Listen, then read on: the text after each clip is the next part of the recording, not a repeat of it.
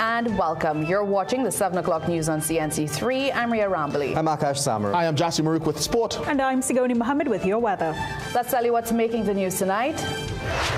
Shortly, a diplomatic delegation will depart Trinidad and Tobago to go to Venezuela. Prime Minister says this country is moving to secure its share of oil and gas.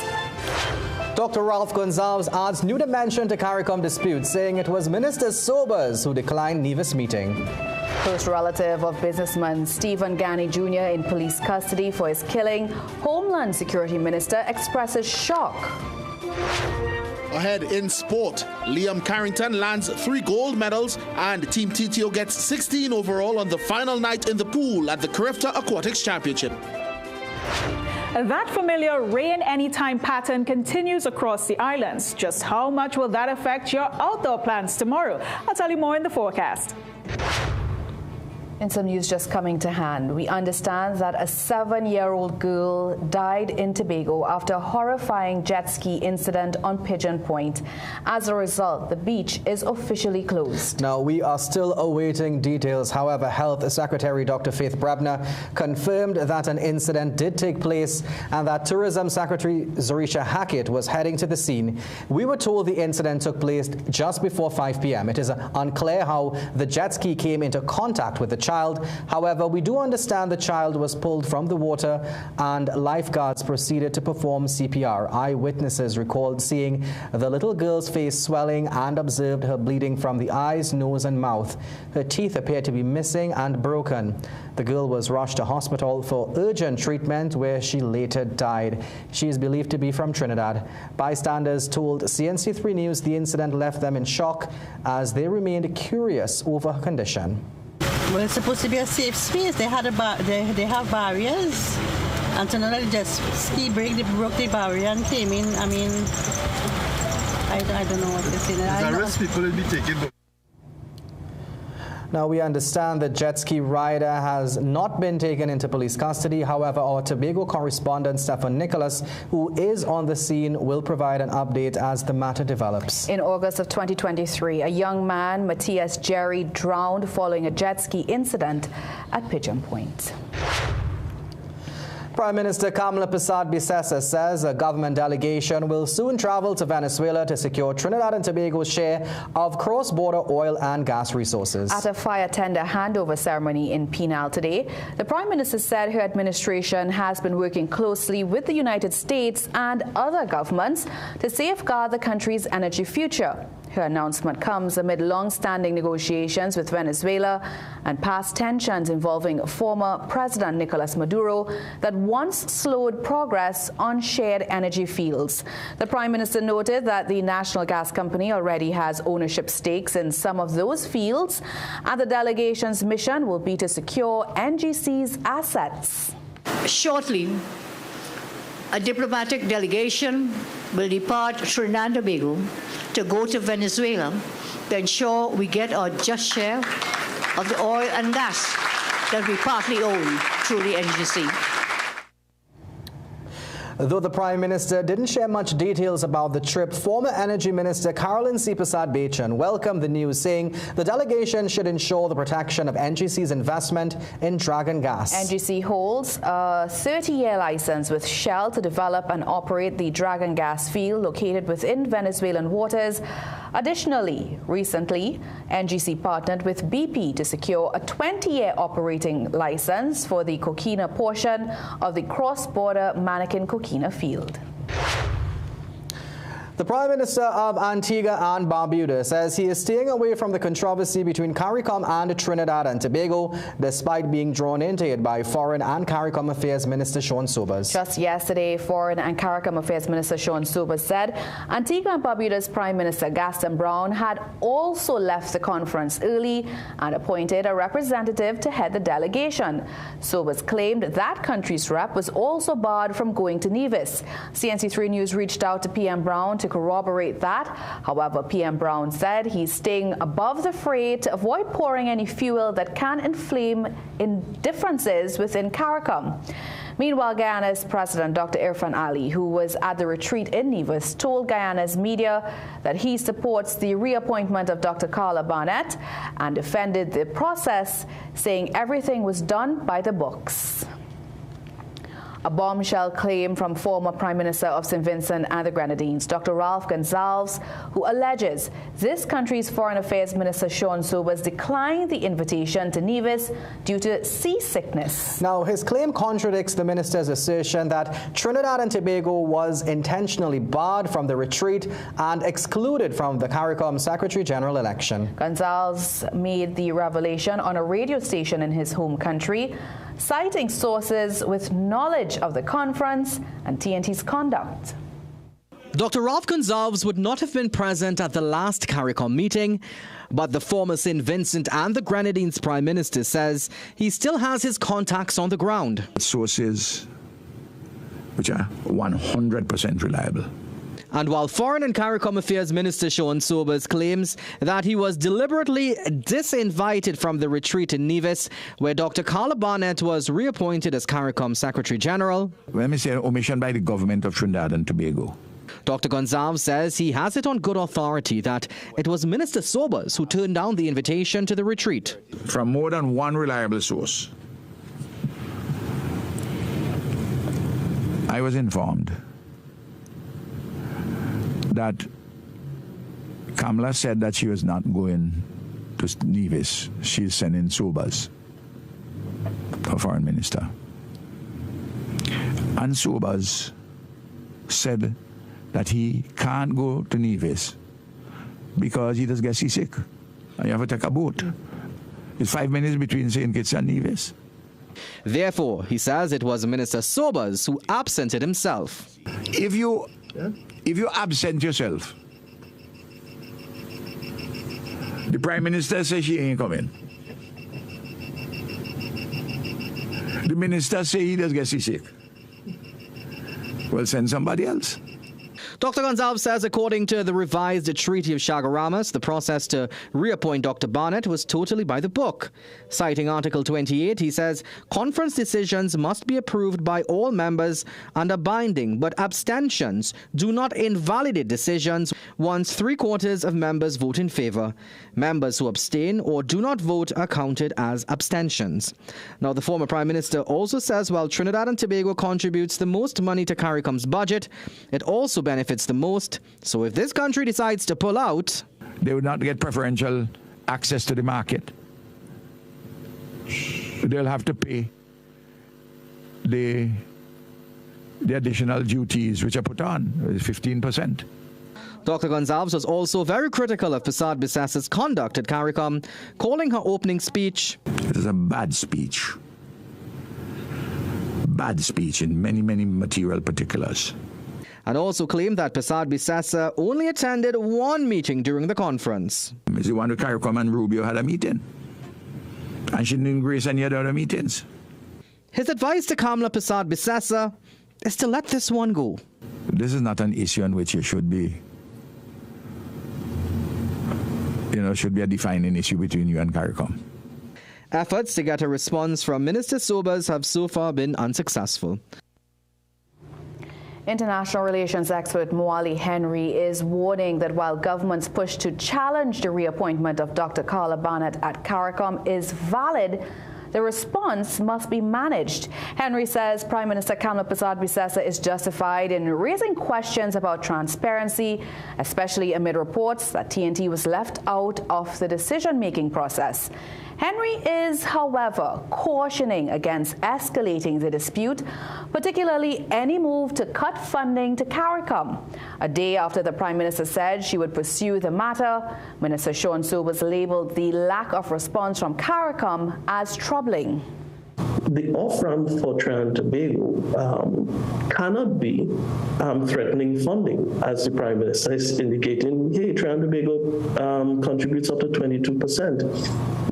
Echo sounds like, a form of Trumpism, as Trump would have done with the UN.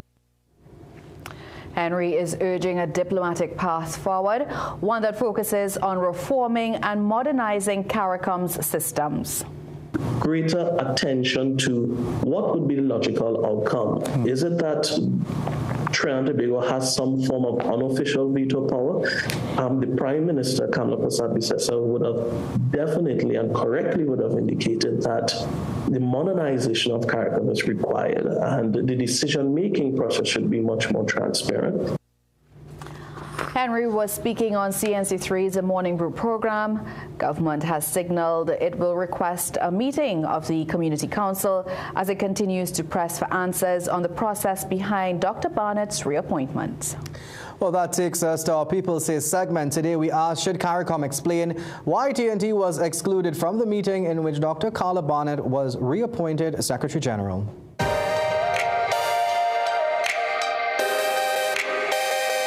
I don't believe that we are owed an explanation. This might just be a repercussion as to how we have been treating Caricom and the rhetoric that we have been using. So this is, I wouldn't say called for, but is expected. Well, based on previous statements made by our government saying that we no longer need Caricom, I think it's only fair that Caricom listen to what we have been saying. For normal people, you would want to have an explanation as to why we weren't invited, but to the person with common sense, you'll know why. Our Prime Minister had distanced herself from Caricom to begin with, so no-brainer. Well, the Prime Minister abandoned Caricom, so they'll issue out of the thing and go ahead and do the thing, which is right. Do you think that we should get an explanation? No explanation. Why? Because she abandoned me and joined Donald Trump. To be honest, I do not believe we are owed an explanation, because if we are doing it based on fair factors, we did not give an explanation for the choices that we made concerning our decision. Well, the government, who is in party, did not make their decision to explain or give any forewarning when they made their choice concerning Venezuela. So yes, I believe we should get an explanation, because we have no idea what the government is doing behind our back. But still to come in the news. So we're saying don't traffic if you know you're owing money. Local government minister says regional corporations owe contractors millions. She warns they need to be responsible with their finances. Spiritual Baptist community wants consensus to determine location of government-sponsored secondary school. Coming up in sport, as Grenada celebrates another successful Carifta Athletics Championships, TNT considers following up. Jason has watched every World Cup from here, but not today. Because he made all his purchases with Visa and won a trip to the FIFA World Cup 2026. Whoever uses Visa most wins. Pay with Visa.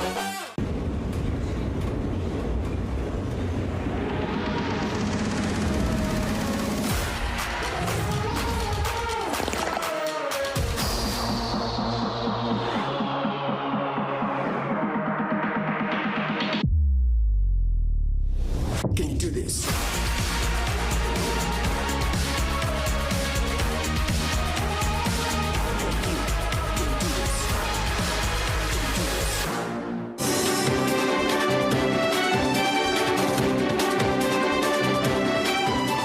A close female relative of businessman Steve Ghani Jr. is in police custody tonight after admitting to shooting him in what investigators believe was a domestic incident. Police say Ghani was shot multiple times in the chest at his Vista Bella home.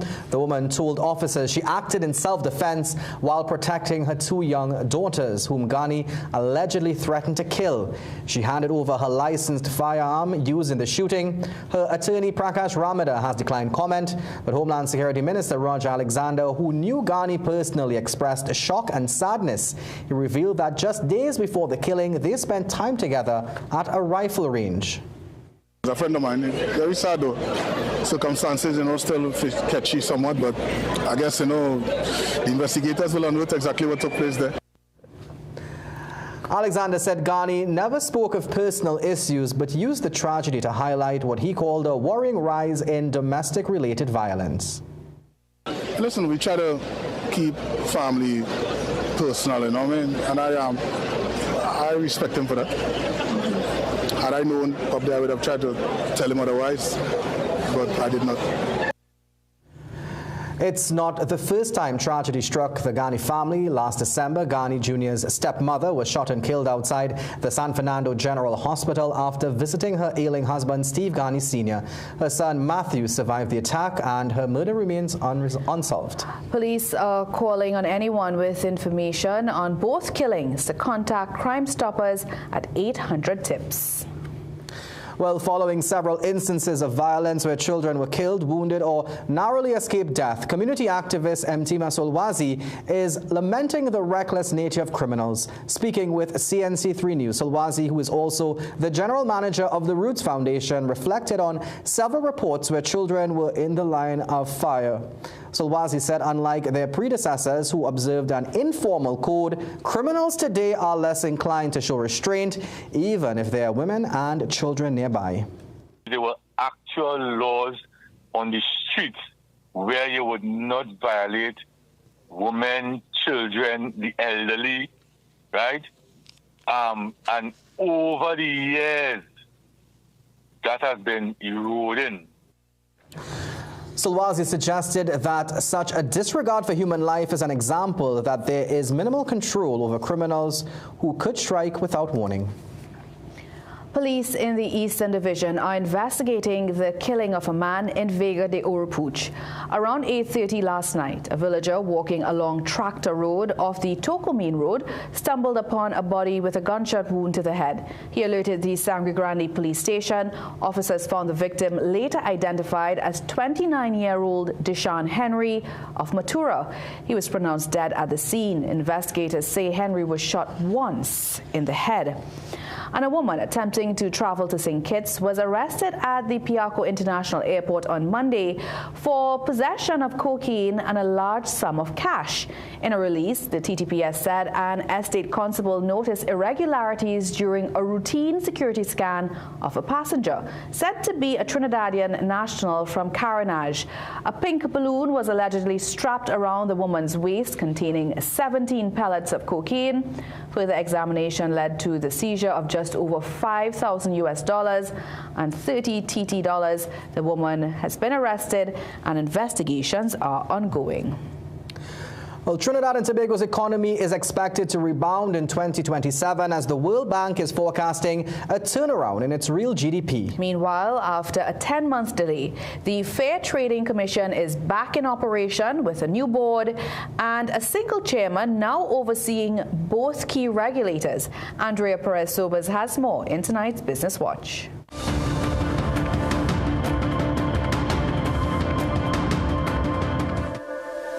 Trinidad and Tobago's economic outlook shows a late rebound with a stronger growth projected by 2027 despite a softer near-term trajectory. The latest regional economic update from the World Bank indicates real GDP growth slowed in 2025 to 0.8% and 0.7% in 2026 before accelerating to 3.2% in 2027. That projected pickup marks the strongest expansion in several years and signals a potential turning point after a period of constrained growth. The report frames this against a wider regional backdrop where structural challenges continue to weigh on performance, keeping Latin America and the Caribbean among the slowest growing regions globally. Beyond TNT, Guyana remains the region's standout performer, driven by continued energy sector expansion. Jamaica, in contrast, is expected to contract in the near term before recovering to 3.2% in 2027. The World Bank notes that while some economies are poised for recovery, the region overall continues to face persistent constraints, including weak productivity and limited investment. Turning to other business news, the Fair Trading Commission and the Regulated Industries Commission have been formally reconstituted with instruments of appointment handed over by President Christine Kangaloo on Wednesday at the President's House. At the center of the reset is Nisha Prasad, now chairman of both commissions, moving to stabilize oversight of competition and regulated sectors after months of inactivity at the FTC. Prasad says her immediate priority is getting the commissions functioning. Well, I think there are a few issues we need to address. One, of course, is that the merger, the Agostini Prestige Holdings, there are other issues with the pharmaceutical boards. But of course, again, I'm not in a position to fully comment because we haven't met yet. So after we have our meetings, then I'll be in a better position to comment on outstanding issues. A pre-action protocol letter week before from attorney Renuka Sagram Singh Suklal, acting for Wendell Eversley, threatened legal action against the Ministry of Trade, Investment and Tourism over the failure to constitute the Fair Trading Commission. And now for a look at today's energy and foreign exchange prices. Andrea Perez Sober's CNC3 Business Watch.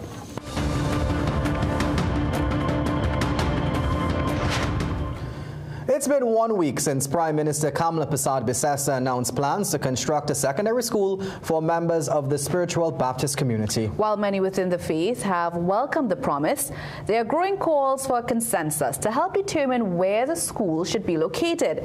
Speaking with CNC3 News, one elder warned that there are fears Moruga could be overlooked in favor of an area seen as more convenient or already developed.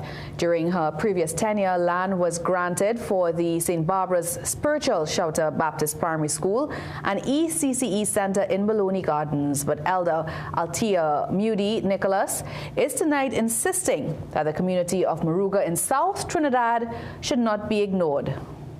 When we look at the different denominations and the school, we have Hindu schools all over. Let us start not only with a secondary school, but just as you would have allowed elementary school to happen in Maloney, bring one in Moruga. Moody Nicholas said it was not long ago that members of the spiritual Baptist faith were barred from openly practicing and preserving their religion. She believes this school would give children the opportunity to receive an education that reflects the values and traditions of the spiritual Baptist community. And stay tuned for our upcoming feature as we explore the truths and some of the misconceptions surrounding the spiritual Baptist faith later in tonight's newscast. And still to come in the news, a vascular radiologist calls on men to be more aware of their bodies as it can possibly save their lives. Well, there are some shallow pockets of moisture moving into the region. Just how much will that affect your plans tomorrow? I've got the details coming up next. Life. What a wonderful journey we're on. Each stage is unique. And at Tata Life, we not only understand, but also appreciate that you'll have different needs at different times. So trust us to protect you and yours with our comprehensive range of financial planning solutions to ensure that you never, ever have to worry. To learn more, contact a Tata Life advisor or visit tatalife.co.tt today. For the many stages of your life, Tata Life, a member of the Ansa McCall Group.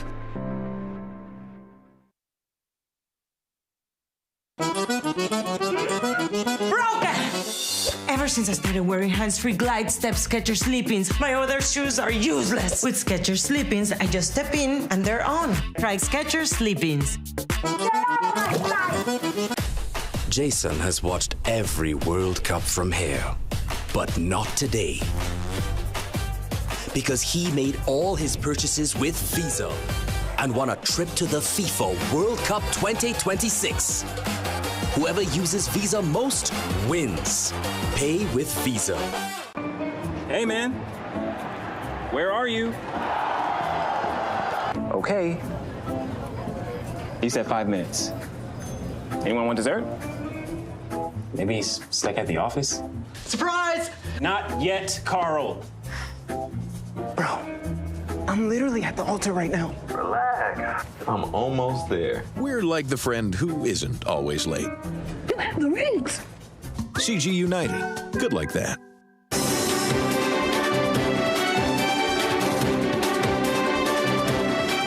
Welcome back. Minister of Rural Development and Local Government Khadija Amin says government is grappling with mounting arrears across the local government system. Speaking after a meeting with mayors, chairmen and CEOs at the San Fernando City Hall Auditorium, Amin said years of unreleased allocations have left several corporations struggling to meet basic financial obligations. She estimated that total debts across municipal bodies could reach as high as $1 billion, with some corporations owing tens of millions for essential services such as scavenging. Amin pointed to the Tunapuna-Piako Regional Corporation as an example, noting that it owes approximately $30 million to contractors, with legal action now being pursued. She said some corporations are months behind on payments, forcing them to use current allocations to settle long-standing arrears instead of advancing new projects. The minister added that the ministry is now requiring corporations to prioritize outstanding debts and use unspent balances to stabilize their financial positions while broader reforms are implemented. So we say, don't traffic if you know you're owing money. Let's try to settle. And in fact, some of our relationships with those businesses in the communities have also been suffering because as suppliers, they could not pay these suppliers. So we have been managing the debt. We have covered quite a few in terms of projects from the previous years, not last year, not the year before we came into government, but even the previous to that, 3-4 years. Minister Amin said the ministry will continue working with corporations to manage debt while improving oversight and procurement systems. She added that consultations will continue as part of efforts to restore financial stability and improve service delivery across local government bodies.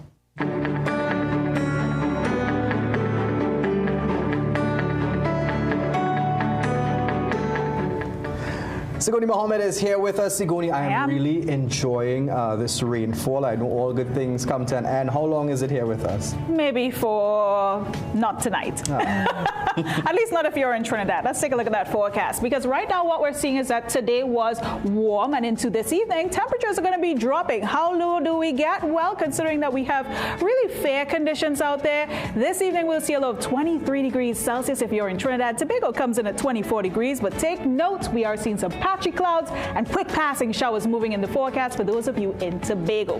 What else do we have happening out there? Well, Saharan dust, as you know, is making its way into the region, and so if you are sensitive to changes in the atmosphere, be mindful that it could impact your health over the next few days. Saharan dust is likely to increase as it's coming off the African coast, but that's not all that's happening out there. We also have low-level patches of cloud bringing in moisture, and that's going to be traversing the region, really pushing its way into our area. What does that mean for us in our weekend plans? We're really hoping to look out for drier conditions. Not so much. We'll see that mixture of sunshine and cloudiness happening from tomorrow well into the weekend ahead, and with it, quick passing showers rather. The low chance of that happening tomorrow for Trinidad. We'll see those highs as well coming in at 32 degrees Celsius, so it's still really warm across the island, and into the evening hours clearing out just a little bit where those showers are concerned. If you're in Tobago though, a high of 31 degrees Celsius, and the showers pick up by mid-morning into mid-afternoon, and it will start to clear out into the overnight hours as well.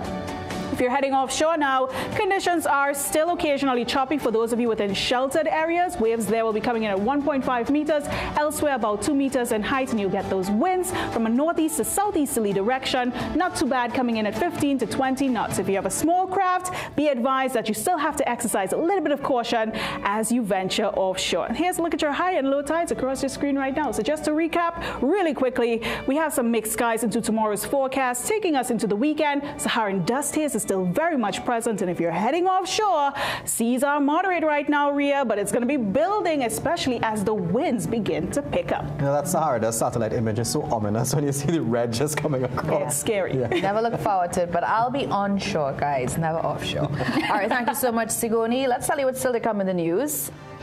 You give us a name like Shouta Baptist? What does that say from me? Spiritual Baptist community calls for public education, saying they are tired of the misconceptions.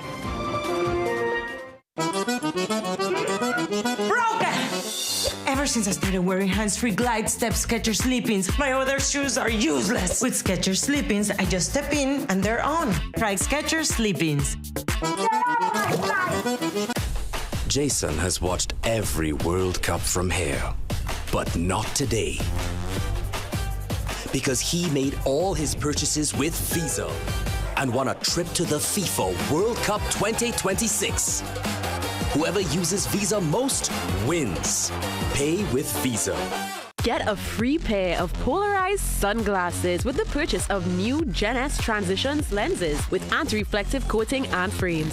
Selected designer frames now just $4.99 with additional promotions. Hurry, limited time only at Seaview Optical. This Easter, celebrate more, spend less. Only at Passat's The Food King. Easter celebration of value is here. Stock up and save big on your everyday favorites. Swiss Chinatown noodles, 454 grams, 2 packs for $19. Lucy tuna chunks in oil or water, 3 tins, only $25. Coca-Cola 2 liter, 2 bottles for $20. Fresh harvest seasoned carrots, 4 tins for $20. Creamery ice cream, 2 gallons for $99. Dutch potatoes, 5 pounds, just $10. Lotus soybean oil, 3 liters for $49.99. Sierra chicken franks, 3 packs for $20. Matix peanut butter, 250 grams, 2 for $19.99. Perdix chicken nuggets, 300 grams, $19.99. Country Pride all-purpose flour, 10 kilograms, $59.99. Plus more incredible deals in store this Easter at Passat's The Food King. Offers end April 8th or while stocks last.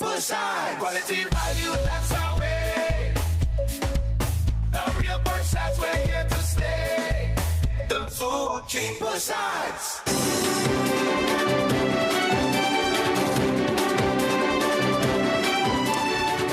When it comes to testicular health, raising awareness is not just about education, it's about breaking stigma, encouraging early detection, and ultimately saving lives. Though relatively rare compared to other cancers, it is the most common cancer among young men between the ages of 15 and 35. In tonight's Wellness Wednesday, one vascular and interventional radiologist is encouraging men to be more aware of their bodies.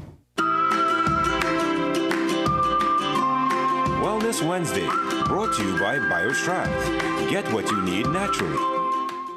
Men and boys, listen up. April is Testicular Cancer Awareness Month, and there are some things if you are male and 15, yes, 15 years and over, that you should be aware of. Testicular cancer is the most commonly diagnosed cancer among young males. Radiologist Dr. Fidel Rampasad says it is a disease mostly associated with youth, but not confined to. Younger males generally under the age of 40 would be the ones who will get this kind of cancer. According to the Testicular Cancer Awareness Foundation, 1 out of every 250 men will be diagnosed in their lifetime. But there's good news if you happen to be one of them. As Dr. Rampasad says, it is considered one of the most treatable types of cancers. Because the outcomes from treating testicular cancer is so good, and because the incidence of testicular cancer is so relatively low, a screening program per se is not recommended.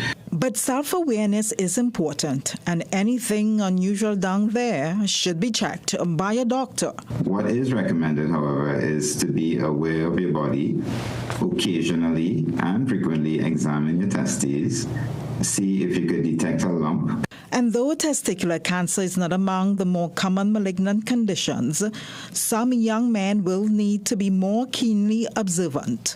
Certain people will have to do this more often. So, for example, if you have a history of having testicular cancer on the other side, or if you have a family history of testicular cancer, or if you have something called undescended testicles that were repaired, then you have to check more frequently. And there is one clear message.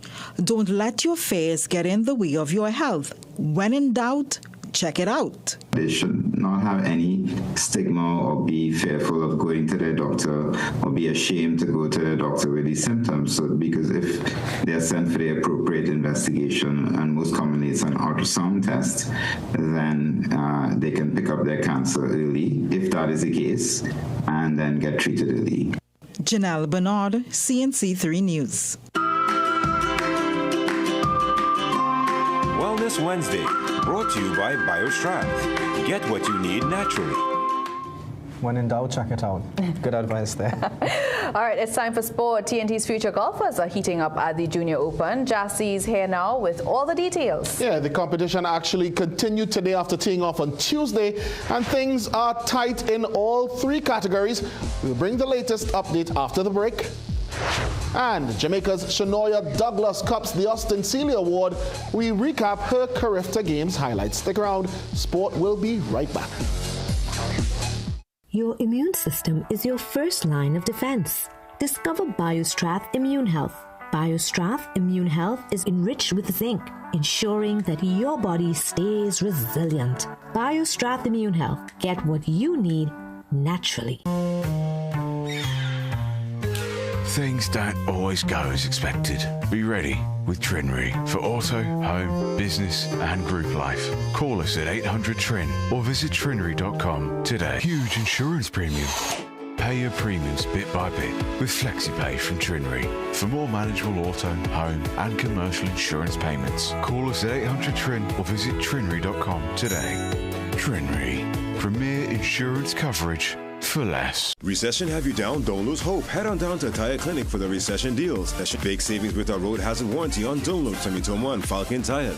Available at Tire Clinic, Couva, Chaguanas, and Pleasance Park. Tire Clinic, a tire for every need. Call 636-8973 or 636-2958. Chiclesia Limited, the Caribbean's largest manufacturers of plain and printed paper bags. Leaders in plastic bags, vermicelli, split piece powder, and greaseproof paper. Ideal for doubles, french fries, and sandwiches. Supplying stores nationwide. For quality products, trust Chiclesia Limited, 665-3336. Welcome back. Trinidad and Tobago's Carifta Aquatics team finished the pool swimming section of the games with 59 medals overall after raking in 16 more on the final night. The effort was led by two new meet records set by Ethan McMillan-Cole and Liam Carrington. Trinidad and Tobago closed the 2026 Carifta Aquatics Championships with 59 medals in the pool, the most of any nation at the competition. The final collection was bolstered by an avalanche of 16 medals on the final night at the Pierre Samo Aquatic Center in Martinique. Liam Carrington was the standard bearer, winning 3 gold medals of his own. From lane number 5 in the boys' 15 to 17 200-meter backstroke, he touched the wall in 2 minutes, 2.29 seconds, a new Carifta and national record. Luke Higo of Cayman Islands took the silver, and his compatriot Lev Fahy got the bronze. Carrington earlier won the 50-meter freestyle event. Liam Carrington in the groove. The two Jamaicans, Will Obi Julian, Lincoln Tomlinson in the groove as well. It's going to be a touch in lane number 4. 22.84 seconds edged his countryman Jaden Mills into silver in 23.63. Jamaica's Lincoln Tomlinson won the bronze. And for his third act, Carrington anchored TTO's 4x50-meter freestyle record swim. Mills swam the lead leg, followed by Jonathan Sambrano and Aaron Colthrust, and brought Team TTO to the wall in 1 minute 34.61 seconds, which bettered the previous time of 1 minute 34.86, also set by TNT in 2022. Jamaica was second and the Bahamas third. Ethan McMillan-Cole won the first of 2 goals in the boys 13 to 14 category when he set a new Carifta record as well in the 100-meter breaststroke. 1 minute 7.24 seconds his new mark. Leandro Santiesteban of Aruba was 3 seconds slower, and St. Vincent Keon Deshong was third. Kyle Lira, TNT's other swimmer in the race, placed 7th. Zahara Anthony was TNT's first gold medalist on the night when she won the 11 to 12 girls 400-meter freestyle in 4 minutes 50.93 seconds, just ahead of Barbadian Gabriella Bab, while Cayman Islands' Lauren Travers got the bronze in 4 minutes 53.06 seconds. Taylor Marchand was TNT's other gold medal winner on the night.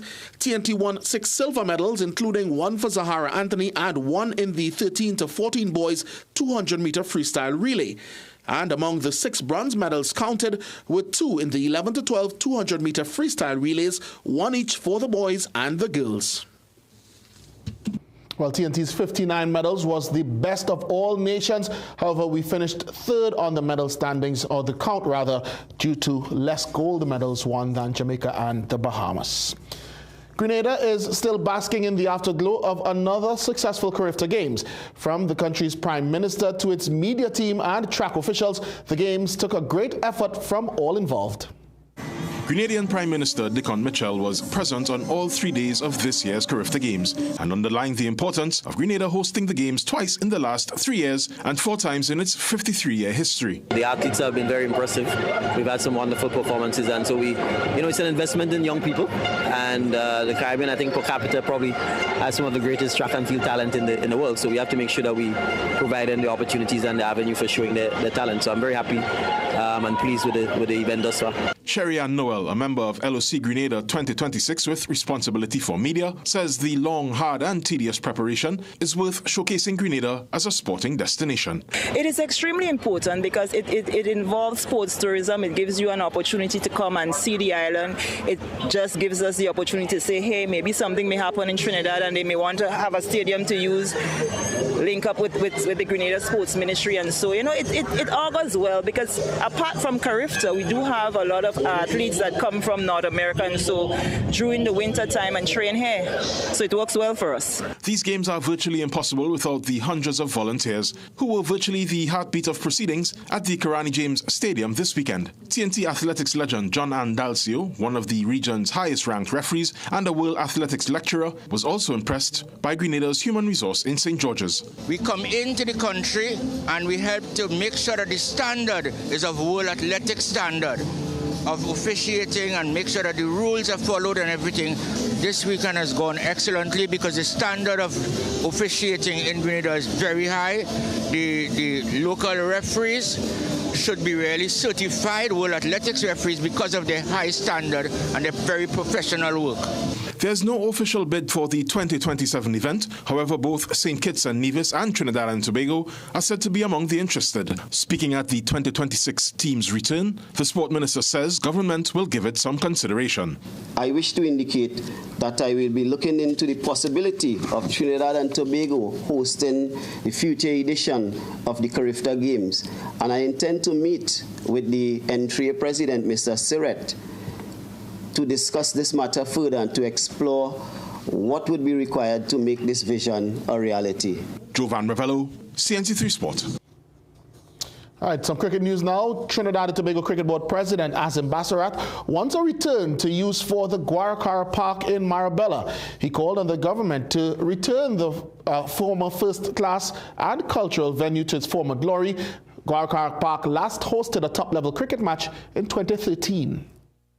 Athletes like Hazley Crawford, Ian Morris, Roger Gibbon, Leslie King, Ian Atterley, and more recently in 2011, Keyshawn Walcott, all would have participated in Southern Games at Guaracara Park. Its restoration would not only preserve an important part of our heritage, but also provide renewed opportunities for growth and engagement in sport and culture. Let's switch to golf now. Adam Green and Elise Laborde lead the 16 to 18 category of the Republic Bank Junior Golf Championships after 2 days of competition.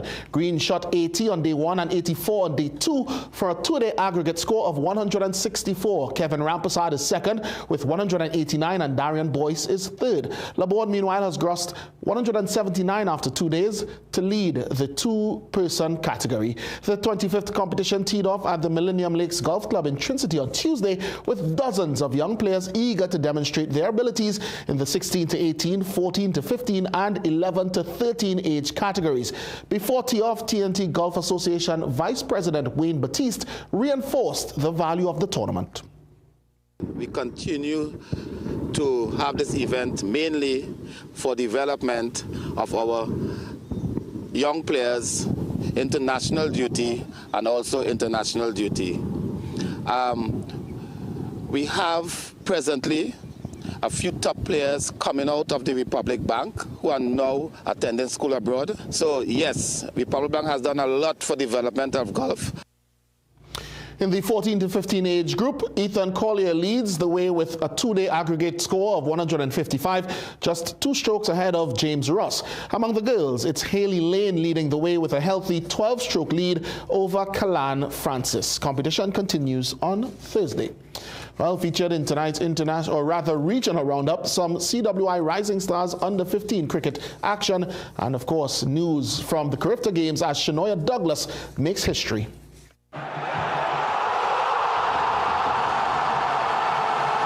Jamaican sprinter Shanoya Douglas stole the spotlight on the final day of the 53rd Carifta Games in Grenada on Monday, blazing to a stunning 22.11 seconds in the under 20 200 meters and breaking the long-standing record set by Bahamian Shanae Milawiwu. Douglas's 200-meter triumph, together with 100-meter and 4x100-meter relay gold medals, also earned her the prestigious Austin Seeley Award as the meet's most outstanding athlete. Meanwhile, Jamaica captured an incredible 40th straight Carifta title with 71 medals overall. TNT finished second with 35.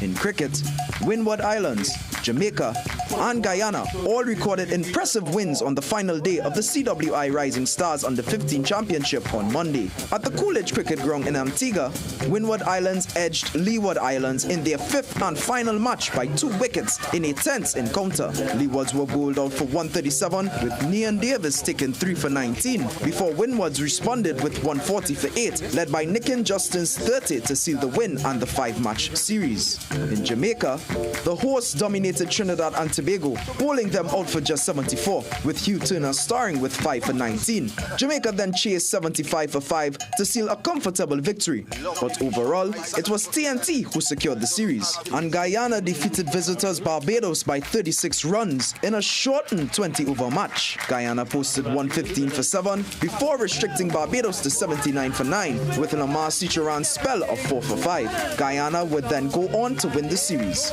Samaki Felician, CNC3 Sport. Now to end things off, an Alvarez arrow earns tonight's top honor.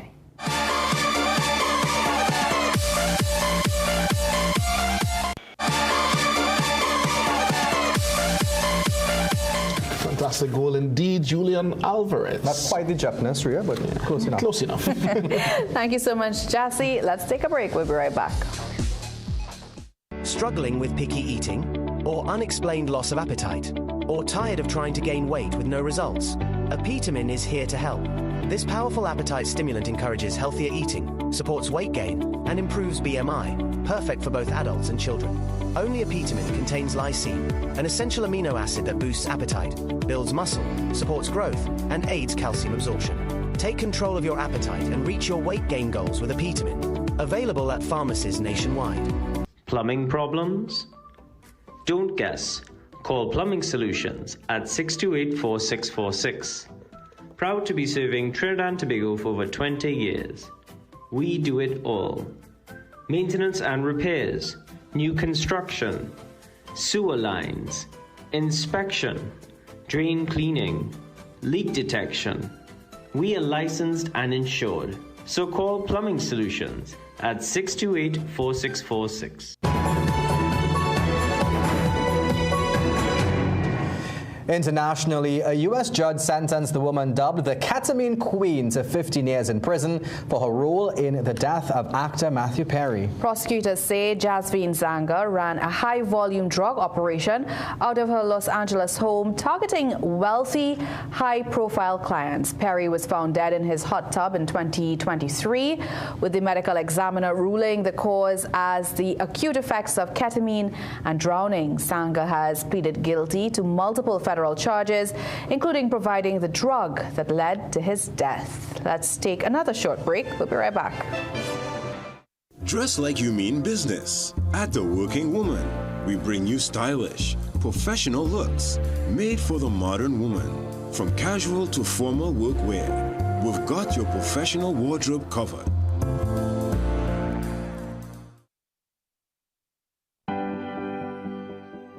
Through every storm and every sunrise, a familiar face and a trusted voice returns to your forecast. This is where it all began. With Good morning. Welcome home. Welcome home. Stronger, sharper, ready to serve you again. 15 minutes, the news. Because when it comes to your weather, I'm Sigoni Mohammed with your CNC3 weather forecast. It's good to be home.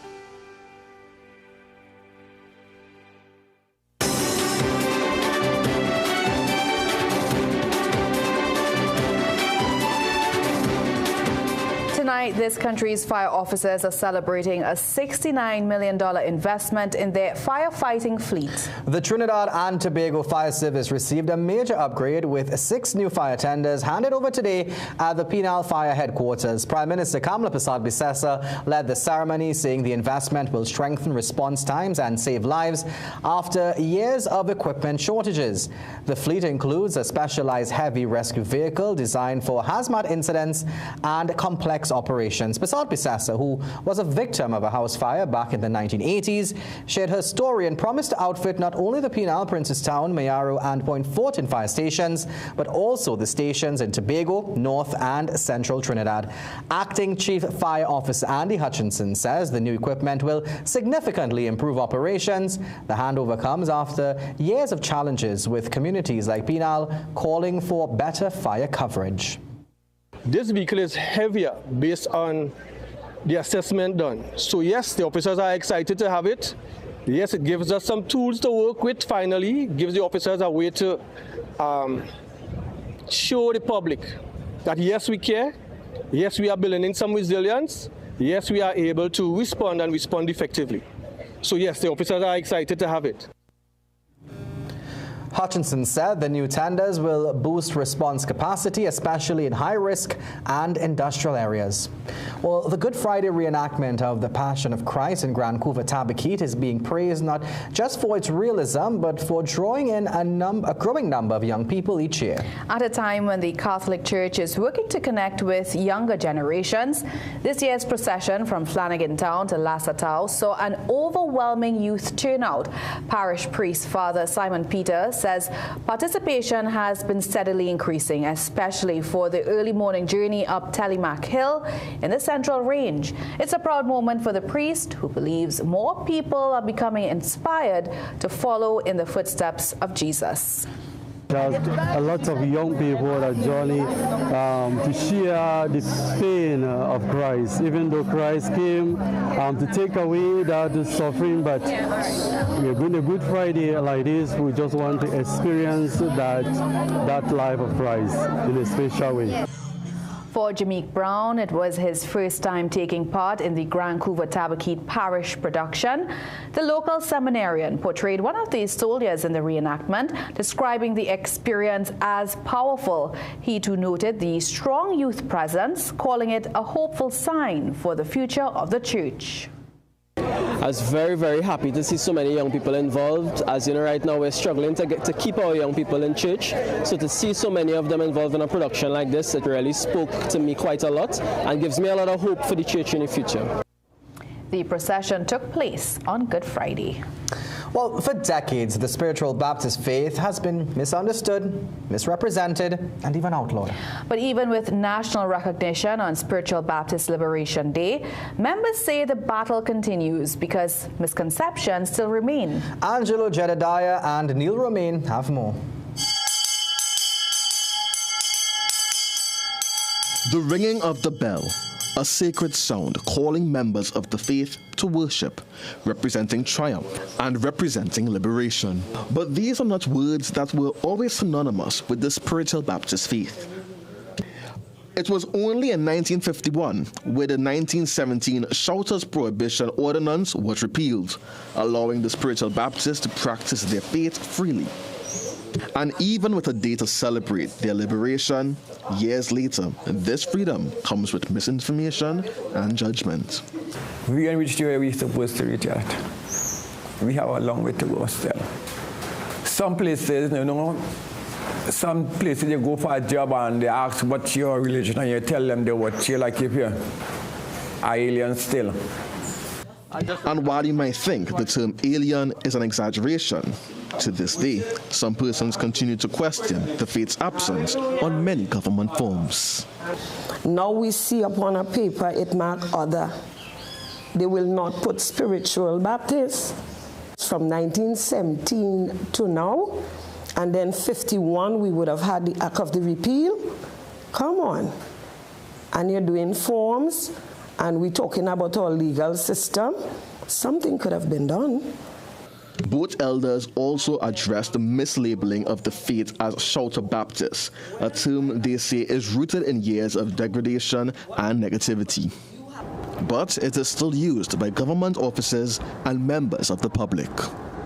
Shouter Baptist don't do us well, yeah? Because it seems to still be a draconian name. Yeah? We ought not to do that. We come from slavery. And why would you put a name like that on us?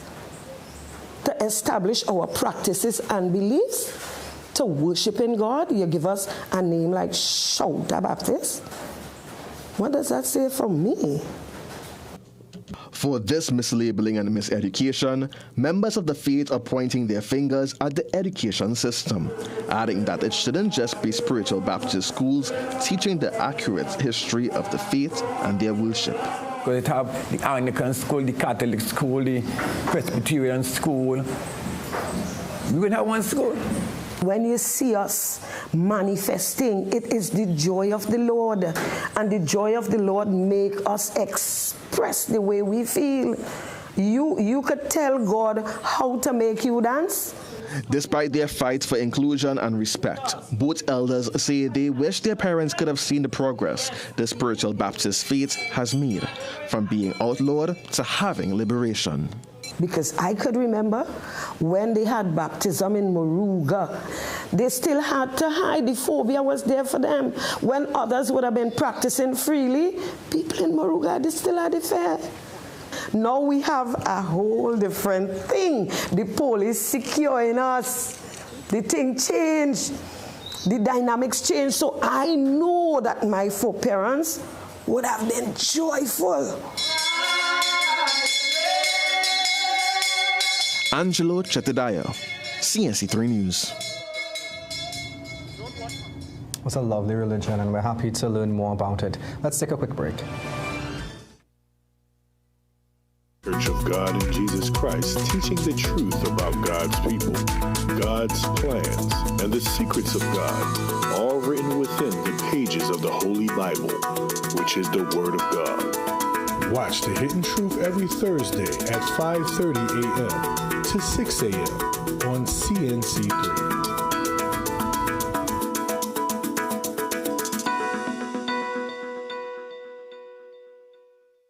Make sure you have yourself a great investment week by viewing The Boss Report every Monday morning at 6:15 a.m. during CNC3's The Morning Brew. You'll get sound financial advice, whether you're a new or experienced investor, when you view The Boss Report. CNC3, covering your world.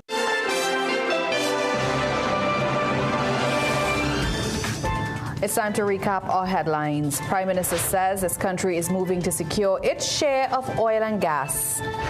Close relative of businessman Stephen Ghani Jr. in police custody for his killing, Homeland Security Minister expresses shock. In sport, Liam Carrington lands 3 gold medals and Team TTO gets 16 overall on the final night in the pool at the Carifta Aquatics Championships. And in the weather, get ready for another typical day in the dry season with bright skies and lurking showers.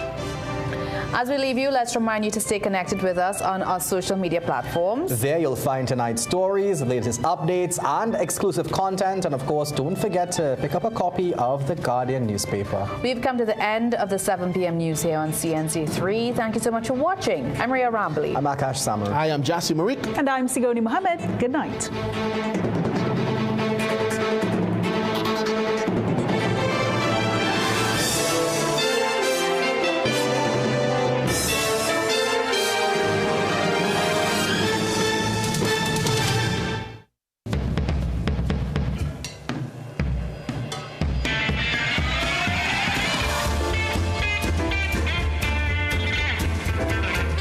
You're watching CNC3.